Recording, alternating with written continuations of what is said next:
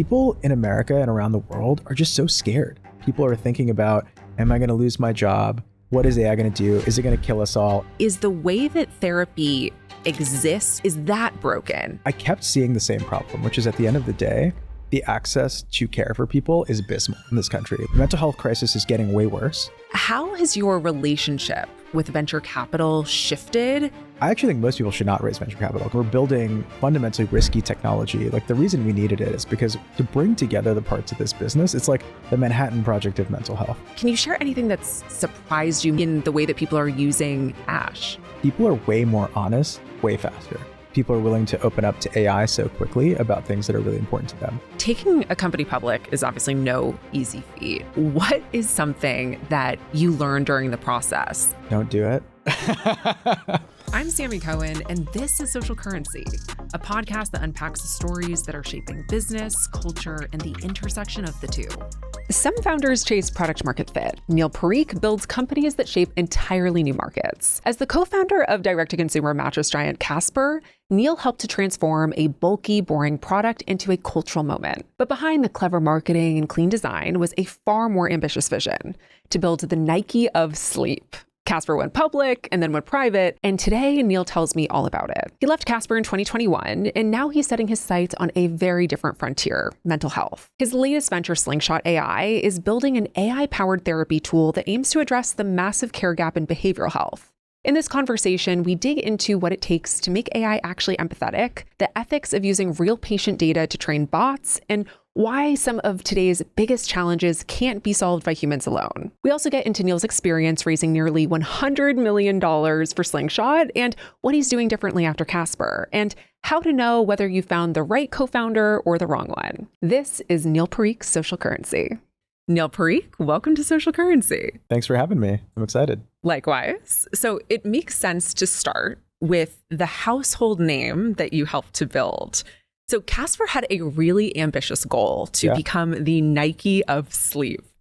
How did you land on that positioning? Oh gosh. Okay, well, it probably makes sense to go back to the backstory of how we started. Originally, I was in medical school. My dad is a sleep doctor. When I was in med school, I realized I really hated this. Not because I actually loved the medicine part, but for the most part, it was really hard to just think about helping one person at a time.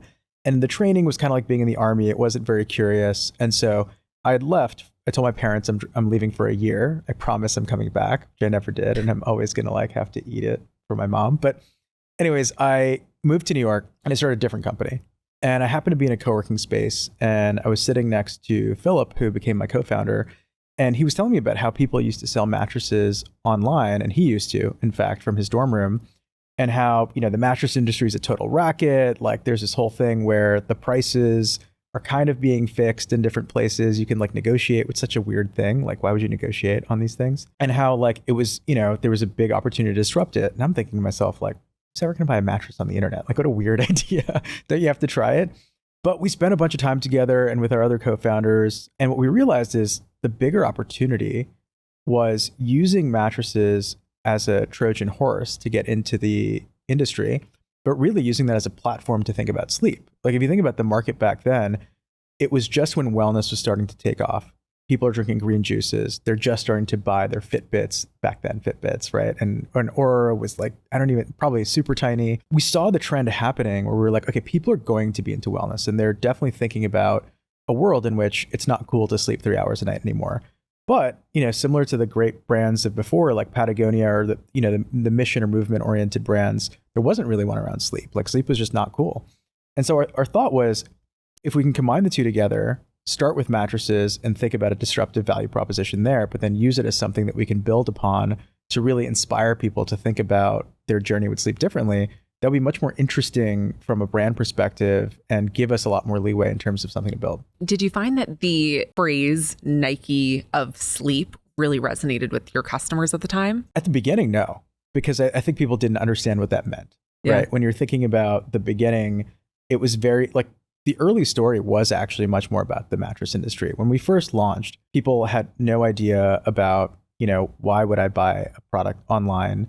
what is even the difference between foam and latex and springs and like all these other, mumbo jumbo things that people are throwing in there. People had never seen a brand in this category before. Like if you asked almost anybody, like what brand mattress do you sleep on? People would, I don't know, something Pedic. And so at the beginning, it was very much educating people just on like, take a risk on us, buy something.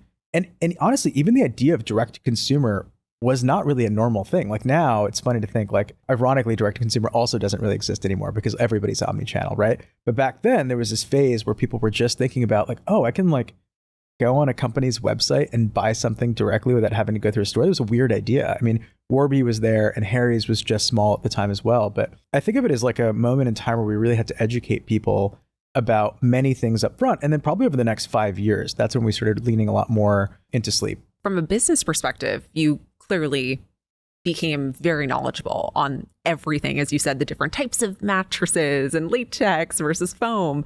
But you also, from a medical perspective, are very well versed in it. As you said, you did your little med school stint, but you also co-authored a book on sleep.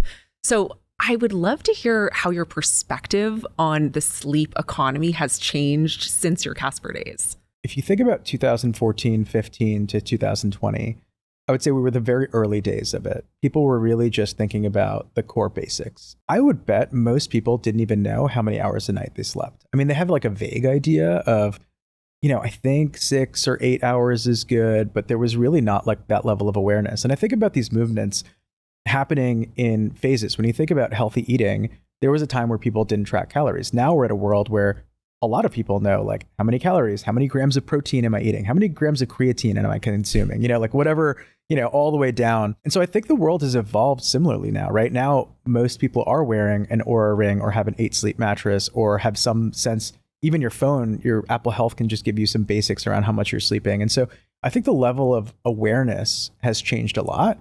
And as a result, people want to invest more into it, right? And so part of our core thesis back then was that people are going to think about this as a category. And so you're going to then have an explosion in the size of the category. Because when you think about your sheets, well, now you're not just thinking about the thread count of the sheets from a fashion perspective. You're going to also think about them as, well, which ones are the most breathable? Well, why does breathability matter? Because I want to sleep well. So you turn almost everything from a functional, or rather a fashion-oriented purchase into a functional purchase, which I think has expanded the TAM a lot. Like you now see so many companies that are thinking about whether they're sleep gummies and vitamins to ashwagandha to your 8 sleep mattress to your rings and stuff. And so, yeah, I think it's become an explosion of a category. I call them sleep accessories. I'm sure there's a better term for it, but I feel like over the last 5-10 years, that whole world has exploded. In terms of the business trajectory, it's been incredibly well documented in every way, shape, and form. And Casper famously went public in 2020 and then went private again. I want to ask you about the state of direct to consumer, because you just mentioned, right? We're in this time where, ironically, it no longer is a point of differentiation anymore. So what is your take on direct to consumer companies, or even maybe we want to call it any kind of consumer packaged good company going public in today's kind of market? Oof.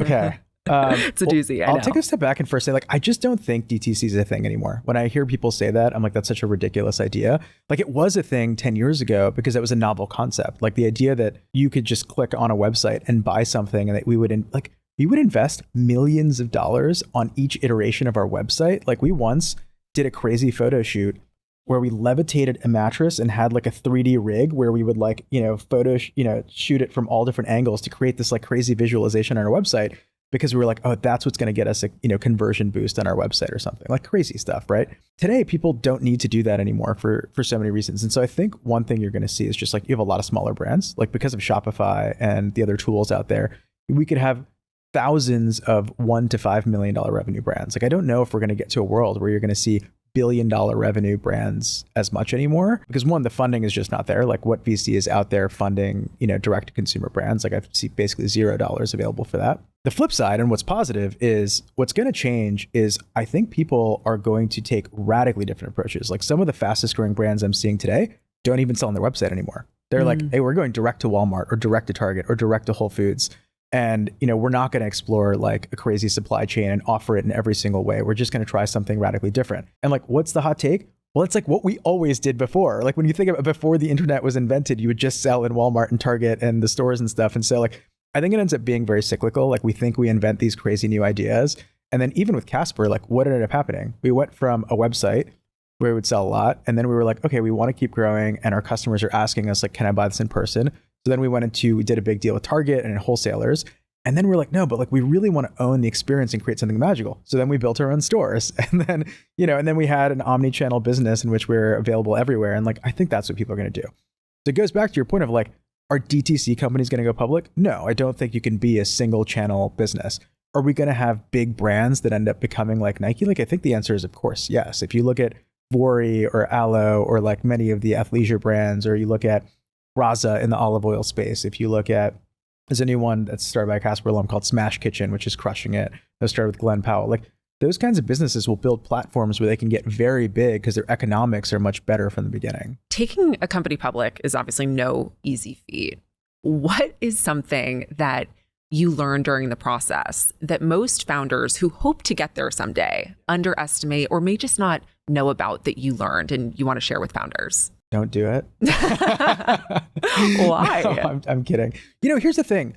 I think people have this idea that it's going to be such a glorious, amazing thing because you're like, oh, I get to go up there and, ring the bell, and everybody, has this aspiration of being a public company because it's like heralded in society as like something incredible. And don't get me wrong, there is something that is very cool about that. But the reality is like it really does transform the nature of your business. You have to think about much shorter time horizons. You do, no matter what, you wake up and you're thinking about your team is looking at your stock price, all the time. It is much harder to make those visionary long-term bets. And don't get me wrong, there are companies who do that, right? There are plenty of companies who will stick it around for a very long time. What ended up happening to us is we got stuck as kind of like a small market cap stock for a while. And that happened to almost all the DTC companies because the world had decided that like, we don't want to continue investing into the unprofitable DTC companies for a while. Now, like, do I think that was short-sighted? Kind of, because if you look at the J curve of most of those businesses, what ends up happening is like, it's similar to in software companies where like you're investing a lot. Like in our case, it was the stores business. We had built 80 to 100 stores in the preceding like 18 months or something. And so what had happened is we became very unprofitable for a while because it costs $1 million to open up a store or something. But like when you think about the economics of it, like once they start printing money, it becomes very profitable on the other side of it.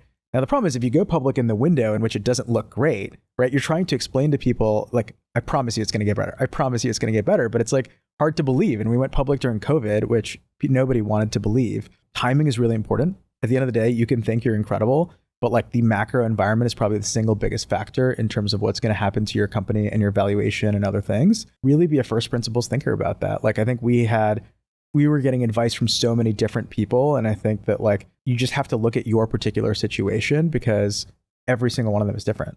And so I want to switch gears a little bit because you are now in a completely different industry, very different type of company now. And I would love for anyone who's not familiar with Slingshot, for you to give just the overall maybe elevator pitch, if you will. At Slingshot, what we're trying to do is to help the mental health and well-being crisis using AI. I'd say that's like the core component. Where this started for me personally was I knew nothing about mental health until my Casper days. I was, from a family in which we were not really discussed this. It wasn't like a topic that came up or in terms of going to therapy and stuff. And even in medical school, like they don't teach you about any of this stuff. Like you just learn to suffer for the most part. So a friend of mine, this is like 2016 or 17, says to me, I think you should go to therapy. And I have one of those moments where I'm like, what a weird thing to say to somebody. But I went and I had this incredible therapist. And I had a really transformative experience where I learned so much about myself and who I am and my values. And like, I learned like life doesn't have to kind of be so miserable. Like you can process these things. And I don't know, I had like one of those moments where you see color for the first time. I ended up helping a lot of my friends who are founders because I think often they're like this can be a tiny violin moment, but they're also like the ones suffering out there because they feel very lonely. And I helped 20, 30, 40 of my friends who are founders with their mental health. I did this thing called the Hoffman process, which was incredible. And I joined the board of a company called PsychHub, where we were trying to specialize therapists and see if we could get better outcomes through that. So I kind of like went through this process of learning about mental health. And I never thought I was going to work on it. And I kept seeing the same problem, which is at the end of the day, the access to care for people is abysmal in this country. Like there's 10,000 people who are looking for a therapist for every therapist that's out there. in the UK, the NHS has said they're only aiming to provide care for 20% of the people who want it. You talk to people and you realize that like we're so lucky we have the privilege of being able to go to a therapist, perhaps pay them out of pocket or have really good insurance that might cover it and stuff. The average person has nothing. I mean, you're thinking about like, and not just do they not have access to care from a payment perspective, but when you think about the core experience, there's stigma and shame associated with it. Then I have to come up with the idea that like, okay, I really want help. Now, where do I go get it? Okay, so I go ask around. I go on Psychology Today. I go look at like 800 different profiles. I click in and I'm like, okay, will my insurance covered it or not? Okay, maybe I can afford the first session on cash pay and I'll figure it out. I make an appointment. I go talk to that person. Now it's 3:00 in the afternoon. Where am I going to find a conference room somewhere that like people can't hear me because it's the middle of the day? And the average person will only ever do one therapy session in their life because they will try it and then they'll churn out of it because they feel like it's not for them. Or they didn't find the right therapist. You combine all these things together with now the mental health crisis is getting way worse. Jonathan Haidt in his book, The Anxious Generation, talks about how 2/3 of college students report feeling anxious more than half the time, which is crazy. And so like, this is not like a small percentage of the world problem anymore. Like this is an all of us problem.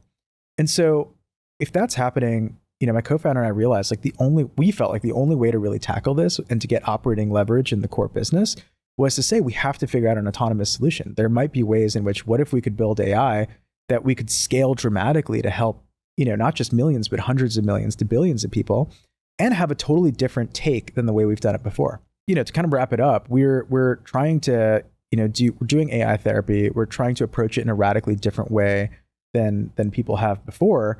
And yeah, we're excited about it. And you mentioned the stat, and correct me if I'm wrong, but it's 10,000 people yes, who need or who'd like to access therapy for every one therapist. Yeah. When I hear that stat, that's pretty shocking and eye-opening. So do you think that it is truly just a quantity issue, or is the way that therapy exists with the however long like a prototypical session is, whether that's an hour or 45 minutes, I'm not sure, is that broken? It's clearly both. The only reason we have those sessions is because that works for people and payment mechanisms and insurance schemes and stuff. Like, it's not like we've said as a society, the ideal time horizon for this is 45 minutes. It could be, but for a lot of people, it's not, right? There's some interesting research coming from Talkspace. So our clinical lead, Derek, came from Talkspace, and they pioneered the idea of text message-based therapy. And like, the thing is, in every generation of mental health care, people have always said the future is impossible. And then it turned out to work. Like, we used to have to not, be in a room with a therapist and face the other way, right? And then you could like lay on the chair, and then you could actually like look at your therapist. And then we came to, what if we could do therapy over video or over a phone call? And then we said, okay, actually, what if you could actually just text with your therapist? And so like in every moment, people were like, no, there's something, it has to be in person. It has to be done in this exact way. And we found out like that's actually not true. There are radically different ways of approaching it.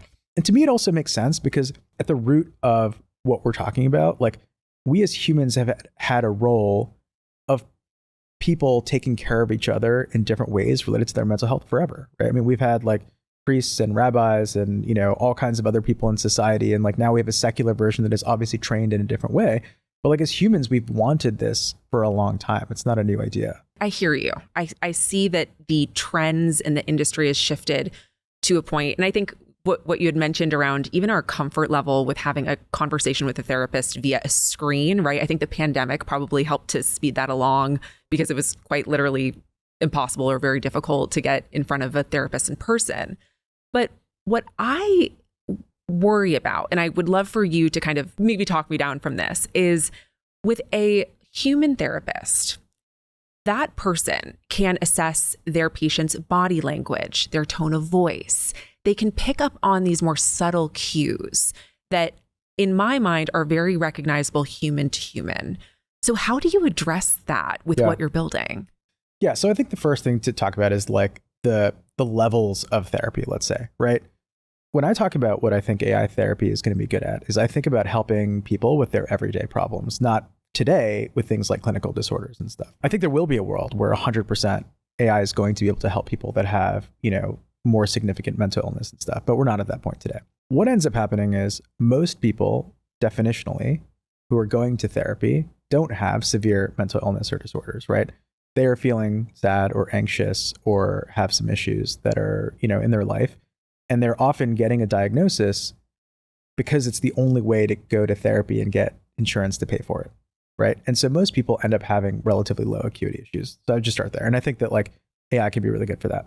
The second thing is you've nailed the difference between, I think, what we have to end up creating in a different system because it can't replicate the same thing. Like, for example, like if somebody asks about weight loss and you can't see them, well, you want to address and figure out like, well, should I engage with them on this topic, right? Is it acceptable if they have an eating disorder, or if perhaps it makes sense for them to lose weight? You are going to have a very different conversation, but you can't see them, right? And so you have to train the AI to actually think about, well, I have to suss that out of you in perhaps a different way, right? And have to figure out, like, are they being honest about it? Okay, if I'm not sure, and like part of what we've done is trained Ash to actually be not sure, to second guess itself.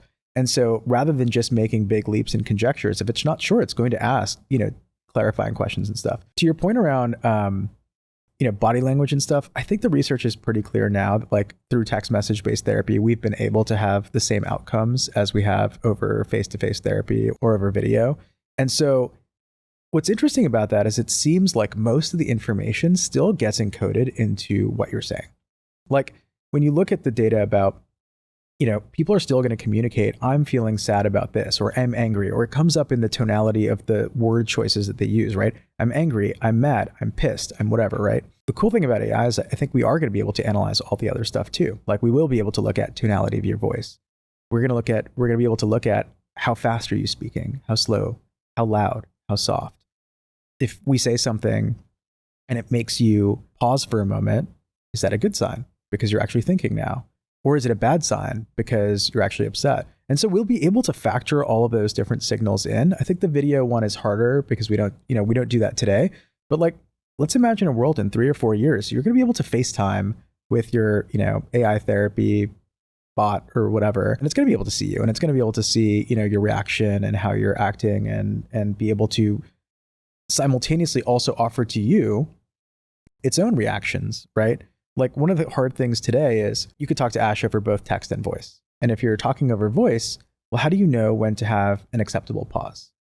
Well, the problem is today, if we pause because we're trying to like let the other person think, sometimes people just think like, did the connection cut out? Like, was this, an appropriate pause? But, we have to think about all those little details as we think about converting into a very different experience. And something that I personally have experienced, because there's a lot of talk on social media around people using, ChatGPT or other Gen AI models as their therapist, right? Yeah. Which I understand what you're building is different. We're going to get into a little bit more of the specifics there. How do you think about when you are programming or trying to build the model that Ash is trained on, how to think about when to challenge someone versus give more of a comforting response? Because I think with right now, when I go to ChatGPT or Claude or whichever one I'm using of today, right? I'm generally getting a lot of support and they are reinforcing my thoughts and what I'm bringing to them. The traditional models are pretty much going to validate you most of the time. The reason is they're actually trained that way. It's like the problem of using your assistant as your therapist is a very weird idea. Like if you had an assistant in life, you would never go to them and ask them to be your therapist or to help you with mental health, because they would just tell you like you're their boss. Like you're obviously going to be right all the time, right? Yeah. That actually like is both a philosophical thing, but actually comes into the training. Like the way the models are trained is they have human annotators, which will look at responses and pick the one that they think is better. Well, they're never going to pick the ones that challenge the user because it's not what the goal of it is, right? So it's part of the issue that we're seeing broadly today with things like ChatGPT and Claude is that when people are using them for mental health support, there are some acceptable use cases, right? If you just feel like, hey, I really need somebody to take my side right now, right? Or you want to get that like general support and stuff, that makes sense. Let's talk about anger for a second. If you say I'm angry, ChatGPT most of the time is going to say, I'm so sorry you're angry. It's totally normal to be angry. Here's 3 resources for your anger.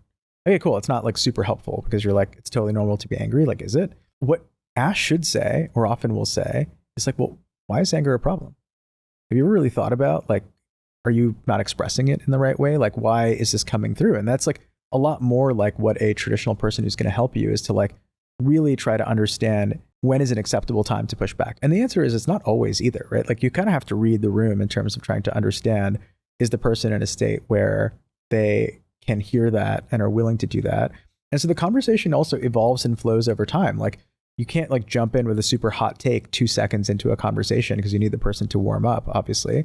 But maybe later on, as you start to build trust. And a lot of this for us comes from how we train it. Like we've actually trained Ash on one of the world's largest data sets of psychotherapy and on, clinically relevant data.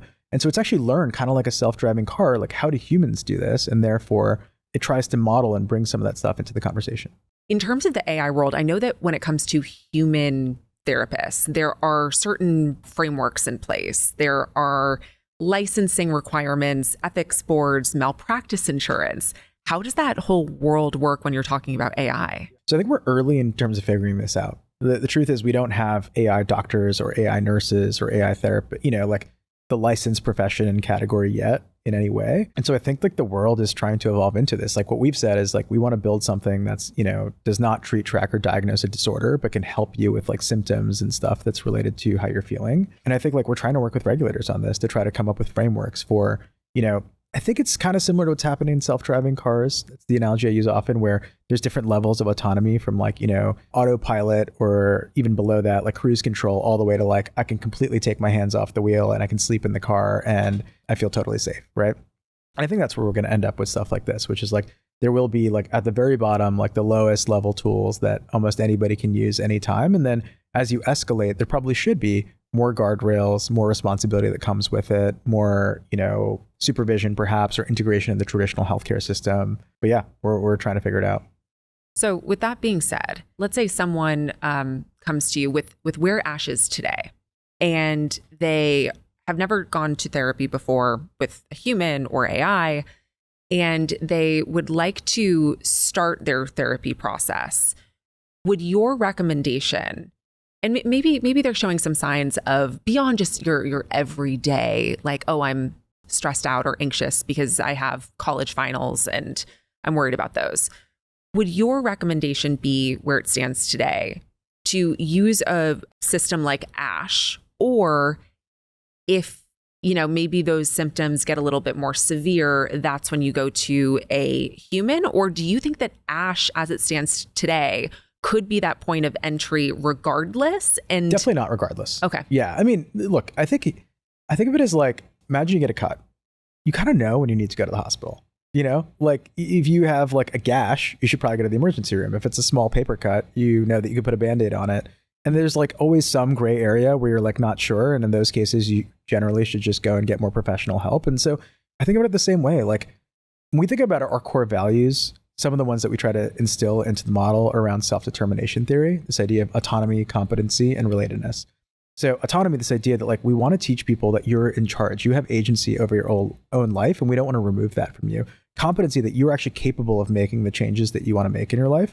And relatedness, like we don't want to remove important real human relationships in your life. Like a lot of the times the problem with chatbots is that people who talk to ChatGPT often will get more lonely because they're being sucked into this vortex. It's not just ChatGPT, it's many other chatbots. People who often talk to Ash end up usually having more relationships on the other side because Ash is encouraging them. Like if you say I'm lonely, it's not going to say, cool, well, I'm your friend, like it's going to say like, well, how do we help you rebuild that relationship with your best friend that you've, don't talk to anymore? When it comes down to like figuring out what's right for you, like that's why the agency bit of it is so important to us. Like you can try it for sure. And I think that if you feel like this isn't giving you the help that you want, like 100% go and get professional help. And we also have people who will use it in both. We even have therapists who recommend it to their patients and say, you know what, come talk to me once or twice a month, and in between sessions, talk to Ash, and we'll go back and forth. And so I think it's a step in the direction of people just having a lot more autonomy over like how they think about their mental health in their life and which solutions they want to use and when. You mentioned AI friends. Well, what's your take then on these companies that are designing almost these like pseudo AI friends? There's Replica. I mean, there's tons of them, but what's your take on it? Look, I find them to be pretty weird. I'm not trying to judge people because at the end of the day, I do think there are people who have healthy relationships with AI friends. I think what's more interesting to think about is like what happens in a world where we start to anthropomorphize everything. Like we're going to have AI coworkers at some point. Will those AI coworkers have personalities? Like when you have a, production manager who's doing a bunch of stuff and like Are you going to want the one that's spicy or more direct or more soft? And like, we're going to have parasocial relationships no matter what in all these different parts of our life. And so like, I think the chatbots friends are just like the first step in that direction, right? In terms, like, cause it's kind of the easiest, it's isolated, it's on the side. I don't think it's probably like great for most people unless they're really being careful about making sure that it's not removing them from real world relationships. Like the thing I worry about the most is, do you become overly reliant on this tool, divorce yourself from society, have something that's telling you that you're right all the time? And does that end up actually making a lot of people more lonely?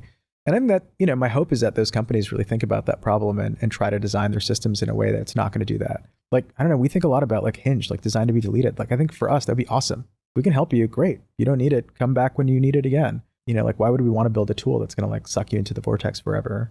Yeah, it's like you need a different variation of that same catchphrase, because that's true. I mean, in a perfect world, right? No one would need therapy. But of course, that's not the world we live in. As you mentioned, we're unfortunately in a state where people are more anxious and depressed than ever for a variety of reasons.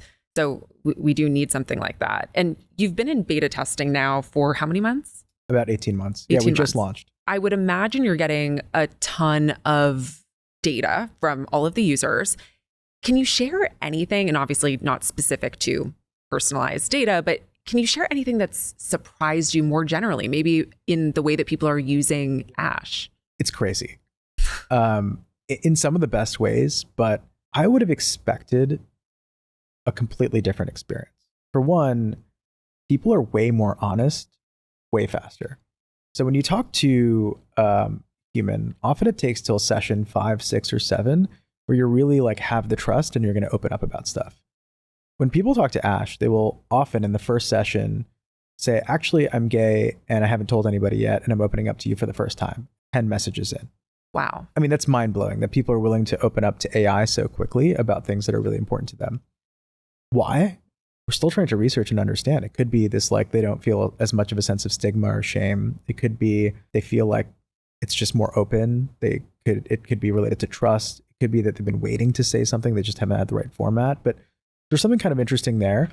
What that means is also you have to learn how to handle those situations very differently than traditional therapists do, because that never happens in traditional therapy. Most people don't walk in and drop a bombshell 5 minutes in. People are getting help for things that perhaps you wouldn't even use traditionally for therapy for, or that it's people want to do, but it's hard to access. So cancer is a use case where people now do go to therapy if they're diagnosed with cancer. There are many cancer centers that are trying to encourage this, but it's really hard to operationalize. We have people who will come to us and say, like, I have stage 4 cancer. I am most likely going to die and I need to process my grief.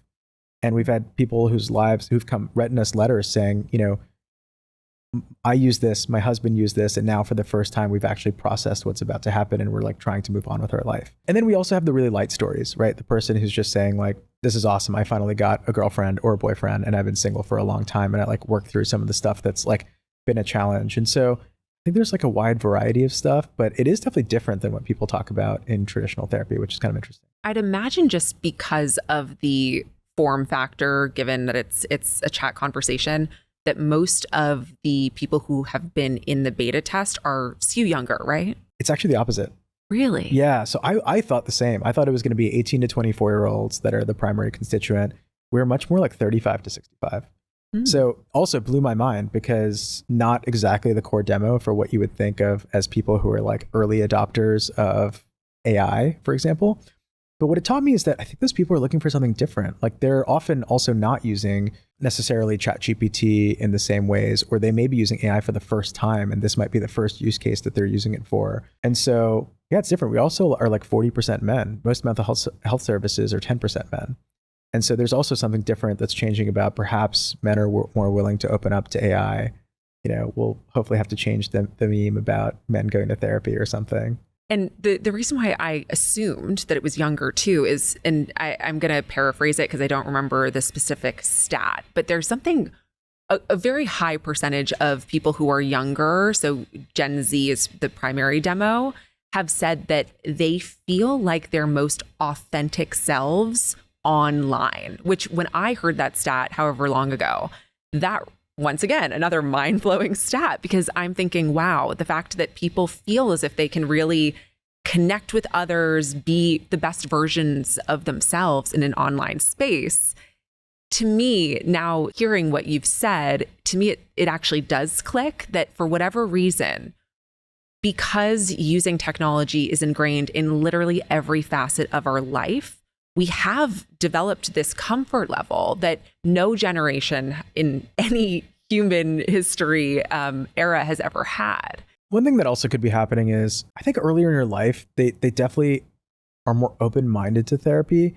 But I think at the end of the day, like, I remember myself, do I really want to be challenged when I'm 20 years old or 18? Like, you think you're right all the time. And so I do think that like the core mechanic of like working on oneself often happens later in life. Like, you may think it happens earlier, but for the most part, people aren't really doing a lot of the self-development work until something major happens in their life, right? Something goes super sideways or whatever, or you're ready to put in the work and time for it. I think like young people definitely need help, and it's going to be interesting to see what we can also build over time to help them. And I want to get into some of the numbers here. So how does Slingshot, how I understand it is you're not charging users at Correct. this point. Yeah. So when you get to that stage where you are actually monetizing this from a customer standpoint, how will the financials work in relation to what it would cost to go to a person? Our strategy is really simple. It's basically like the Casper playbook, again, when we think about it, which is like build a really strong consumer business because it ends up creating this direct relationship with people, which means you can build a better product. Like at the core of what we're doing, when people talk to us and give us that feedback directly, the cycles of improvement are so much faster than if we had to sell through enterprises and stuff. We will do all that. Of course, we will make it available through health plans and your employer and one day through the government and other stuff. But at the beginning, it's way faster if you could do a consumer. When we think about it, as like probably the cost for a year should be the equivalent of like one therapy session, right? What does that work out to? $15 a month, $20 a month? That is when you can start thinking about how can we offer mental health to almost everybody in the United States. I want to also talk about how you funded the business. So from the latest that I've read, it sounds like Slingshot has raised around 93 million. And obviously Casper famously raised hundreds of millions of dollars. Yep. How has your relationship with venture capital shifted as you've grown in your own founder journey? The VC route is similar to what we were talking about with going public. Every founder wants to do it because you feel like you're going to be part of some cool kids club or whatever, where you're like, oh, there's this like, halo around it. I actually think most people should not raise venture capital because it dramatically increases the amount of, options that you have. Like if you're starting a direct to consumer or a omni-channel food business or whatever, like why would you raise VC? Go build a business on your own, like all the great businesses before you have. In our case, when we're building fundamentally risky technology, like the reason we needed it is because to bring together the parts of this business, it's like the Manhattan Project of mental health. Like we have to figure out how to build a very large scale data set. We have to figure out how to build and corral these models, which is incredibly expensive. It requires some of the best machine learning engineers in the world. We have to go build a team of people who are experts around things like mental health and safety and clinical nature. We have to go build our own infrastructure and tooling to actually go and build these models and serve them. We have to go build an app. Like the amount of effort that had to go into just getting to where we are today was Herculean, and there was no way to do it, as a bootstrap business. Now, where we got very lucky is we found incredibly mission-aligned investors, like whether it's Felicis, Andreessen, our new investors at Radical and Forerunner, like TMV, like they're all people who very much care about what the future of mental health is going to look like and have been either thinking about or investing in this category for a long time. And for example, when we talked to the team at Andreessen, it was a very easy partnership. Like over a week, we got to know each other really well because they had been thinking about this for a long time. They were like, we talked to every company in the world. We just assumed that everybody has to be training a model to do this. And it turns out none of them were. And so, I think the most important thing is find people that you want to be partnered with for a long time, because it's like getting married, but you can't really get divorced.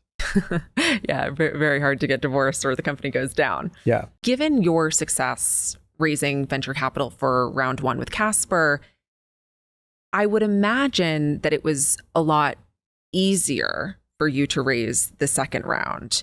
Or was it not, because you're going into a completely different industry? I know you said very quickly you got mission-aligned investors, but I think for anyone who wants to build something, and I hear you on anyone who's doing anything CPG, product focused, don't raise venture capital. I've said that so many times on this podcast and my content. It doesn't really work anymore. I understand for riskier technology. For a lot of technology, it's really necessary, especially before you get to a point where you're actually getting in capital to put towards continuing to expand the business.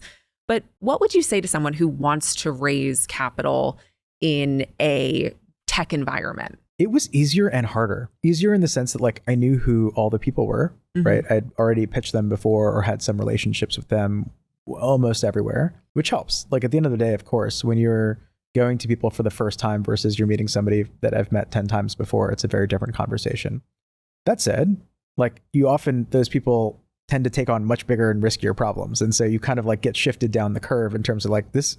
A lot of people we met early on were like, this is insane. I don't know if this is ever possible or, going to work. I think the point is to understand like, what do you need? Who are the right partners? And like, why do you want it? And be able to really tell that story in a compelling way. Amazing thing about tech is like, there is so much money out there. At the end of the day, like VC's jobs are to deploy money into these kinds of businesses. Often they're thinking about like, well, what's the best like risk adjusted, outcome? And I think some of the frustration we sometimes have is like, when you meet somebody and they're like, well, this is too risky. And I'm like, but your job is to like fund risky things. That's literally why it's called venture capital and not private equity. And so that could definitely be frustrating. But the point of it is to think about raising capital as a tool in the arsenal to building a business.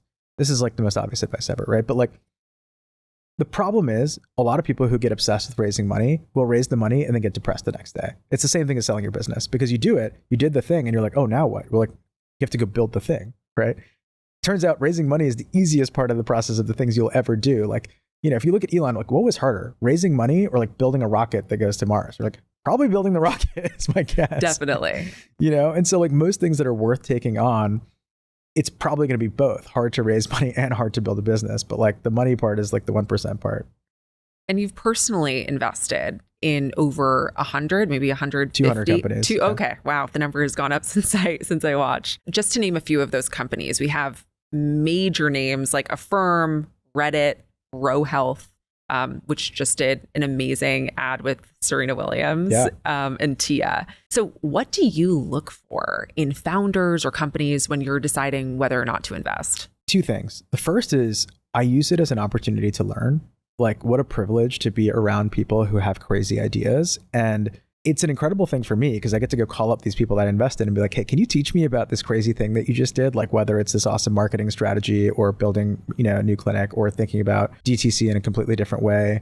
And so often it is about learning for me. I think the second thing is I do think the founder market fit thing is really important. And that it took me a while to really understand what that meant. But it's like somebody either has to have, like I put them in one of two buckets.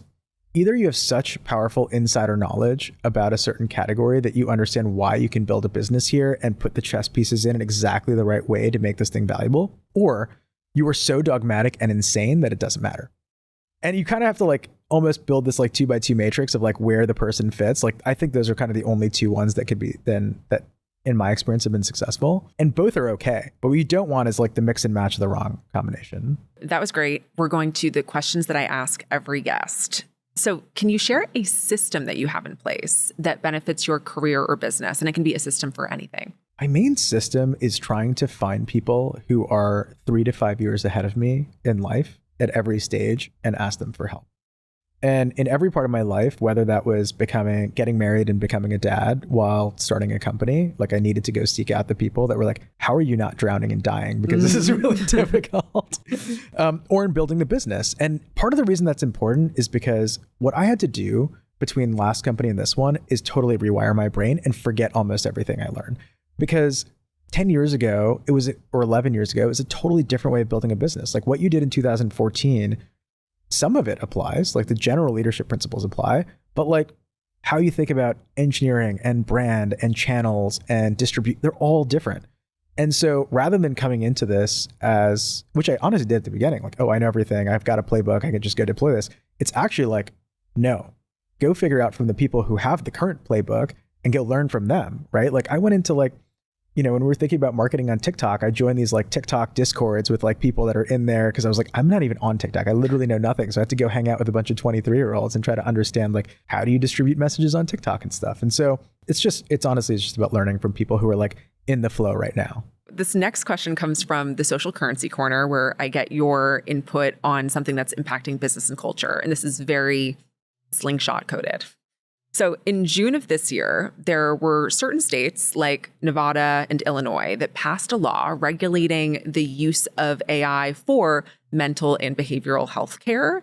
So obviously you have a lot of thoughts on this. So I'd love to hear the thoughts, and how does this impact what you're building? Right intention, wrong outcome. At the end of the day, where it spun from were these things that were happening on ChatGPT and Character AI and some of the bots where there were really unfortunate incidents that happened where the models probably should have done less. Like they probably actually should have stopped talking to the person or offered them resources or done something totally different. What ended up happening is the complete opposite. They banned tools that are purpose-built, that are actually have guardrails and think about these things in a serious way.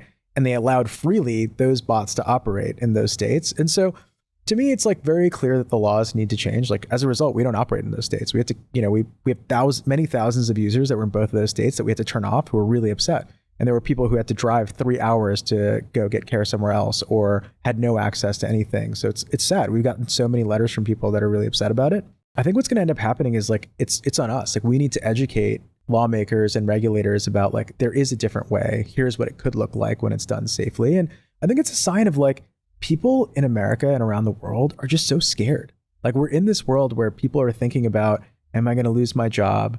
What is AI going to do? Is it going to kill us all? Is this like a RoboCop? There's this like whole like version that we don't understand. And my advice to people is also just like use the products, because like if you talk to Ash, you realize like it's way less intense and crazy than you would think. Like if you talk to ChatGPT and you actually like learn how they flow and how they work, you can have a much better understanding of where we are in the technology development cycle. And I think most people who try these things are like, oh, cool, it's actually awesome. Yeah. I was talking to Ankur Jain from Built, and he shared this really fascinating story when he was standing up Built, and before they had launched, he spent something like 18 months in Washington, D.C., or his team did, trying to overturn some regulations around building credit. And it was this whole thing. So do you imagine or envision your team going to those lengths at some point, especially if more of these states kind of follow suit and start to ban the type of product you're building? For sure. We're going to have to. I mean, I think that educating lawmakers in all 50 states, in the UK, in Europe, and in other jurisdictions is going to be a really important job that we have to do. Unfortunately, it's like, the cross we have to bear, because the reality is nobody else is doing it. Like there's not that many mental health AI companies that are out there saying, here's a safer way to do this and a more efficacious way of doing it. So it's definitely like not my preference. Like I'd prefer to be out there building the product, but I think actually it has to become a core competency of ours to be able to tell that story and to be able to educate people and engage. So that's new. We're learning, how do we do it? How much time can we spend in Washington talking to people? How can we go to state legislatures and go talk to people? And what's cool is like most lawmakers are actually pretty reasonable. Like the thing is they're hearing these scared things from their constituents and they want to make sure that they have a robust plan. And even if some people have jumped the gun, almost all of them have actually said, we probably moved too quickly on this and we need to go back and change it now since we've talked to them. And so, yeah, we're going to have to spend, a lot of time on this. And I think there is a way we get this right. My hope is that come next year, we don't end up in a world where it's just like, let's go ban everything. We're not allowed to use AI in mental health or in any of these other categories. Because not only will it hurt a lot of people, but I think it's going to like throw the baby out with the bathwater on something that could be something that's revolutionary that could help, quite a lot of people. Because at the end of the day, there is no end in sight otherwise. Like we cannot train enough people. Like we're going to end up with another 20 years of a complete disaster when it comes to people thinking about their mental health. And so I hope they allow companies to take it on. All right, let's end with a listener question. So this question comes from Nate. Neil, you've had co-founders at both Casper and now what you're building at Slingshot. What is your advice on how to find the right co-founder for your startup, and what do you look for in a good partner? I think you want to find people that you really trust. You're going to go on a very long journey with them. And so the first thing is just like the human connection. Do I get along with this person? Can I spend a lot of time with them? Do I agree with their values? Are we going to make the same kinds of decisions? Like, well, Daniel and I, what's amazing is we have such a high level of trust that like we can both finish each other's sentences and we could be, in completely different continents working on stuff and have like a 95% hit rate that we would have made the same decision on almost any decision that we're going to make, which is awesome. Like we're very much in flow together. And I felt very similarly with our team at Casper, but that requires like working on the relationship, finding the right person, trying to find somebody that you really want to go on the journey with. So I wouldn't rush into it. I think it's a decision that you're going to make for a very long time. It definitely helps if you have some sort of mutual connections into it. Like I met Daniel through his brother, David, who I had met. I met my previous co-founders at Casper through some of them we went to college together. With Jeff, I actually went to medical school with his wife, Izzy. And so like we had a long-standing relationship through that. Often there might be people that you already know that are in your first, second degree network, which is why, it's kind of similar to dating at the end of the day. Like why is it that the ancient wisdom on dating was like, you should marry a family friend or something? Well, it's because you know a lot about that person, right? And like you can do the apps and meet somebody totally random, and it also can work out that way. But like, I think there is something true around the old wisdom as, But trust is the common thread throughout it all. Yes. And the last one is like, you have to have complementary skill sets. The problem is if you have the same skill set, you're just going to step on each other's toes all the time, right? Dan and I have very different skill sets. Now what's cool is like we have a 50% overlap that he deeply cares about business and I deeply care about machine learning. And so like we both have that shared impact. But if we had the exact same job, it would be really frustrating because we'd be wanting to do the same thing all day long. Neil, thank you so much for this conversation. This is fascinating, and I am very certain that my listeners are going to really get a lot of value out of this. And for any one of my listeners who wants to try out Ash, where can they go to access it? You can find it at talktooash.com. Okay, great. Thank you, Neil. Thanks for having me. Thank you so much for listening to today's episode of Social Currency. I've been wanting to launch this show for so long. I can't tell you how excited I am to do this and how thrilled I am that you're actually here listening. It means the world to me. If you liked what you heard today, please rate and review the podcast because it massively helps to support the work I do to bring the show to life. And if you want to keep up with the hottest business lore in real time, follow me on Instagram at Sammy Cohen Talks and subscribe to my newsletter, Social Currency, which is linked in the show notes. Social Currency is a production of Social Currency Media and Money News Network. The podcast is hosted and executive produced by me, Sammy Cohen. Social Currency is produced by the Money News Network team. See you next time.